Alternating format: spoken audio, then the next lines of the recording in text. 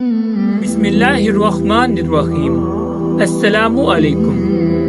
حضرت بلال حبشی رضی اللہ عنہ مشہور صحابی ہیں جو مسجد نبوی کے ہمیشہ مؤذن رہے۔ شروع میں ایک کافر کے غلام تھے، اسلام لے آئے، جس کی وجہ سے طرح طرح کی تکلیفیں دی جاتی تھی۔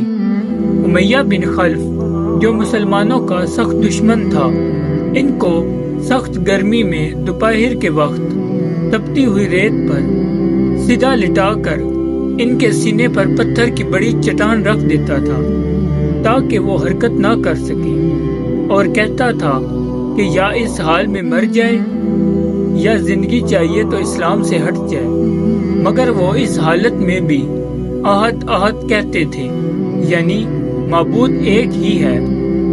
رات کو زنجیروں میں باندھ کر کوڑے لگائے جاتے اور اگلے دن ان زخموں کو گرم زمین پر ڈال کر اور زیادہ زخمی کیا جاتا تاکہ بے قرار ہو کر اسلام سے بھر جائے یا تڑپ تڑپ کر مر جائے۔ عذاب دینے والے اکتا جاتے، کبھی ابو جہل کا نمبر آتا، کبھی امیہ بن خلف کا۔ ہر شخص اس کوشش میں رہتا کہ تکلیف دینے میں زور ختم کر دے۔ حضرت ابو بکر صدیق رضی اللہ عنہ نے اس حالت میں دیکھا تو ان کو خرید کر آزاد فرمایا۔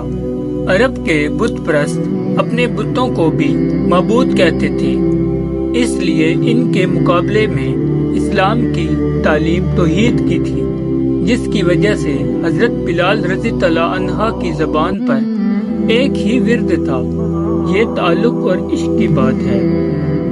ہم جھوٹی محبتوں میں دیکھتے ہیں کہ جس سے محبت ہو جاتی ہے اس کا نام لینے میں لطف آتا ہے، بے فائدہ اس کو رٹا جاتا ہے، تو اللہ کی محبت کا کیا کہنا جو دین اور دنیا دونوں میں کام آنے والی ہے۔ یہی وجہ ہے کہ حضرت بلال رضی اللہ عنہ کو ہر طرح سے ستایا جاتا تھا، سخت سے سخت تکلیفیں دی جاتی تھی۔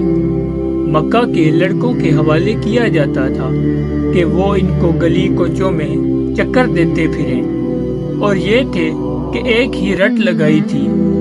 اس کا یہ صلہ ملا کہ پھر حضور اکرم صلی اللہ علیہ وآلہ وسلم کے دربار میں مؤذن بنے، اور سفر حضر میں ہمیشہ اذان کی خدمت ان کے سپرد ہوئی۔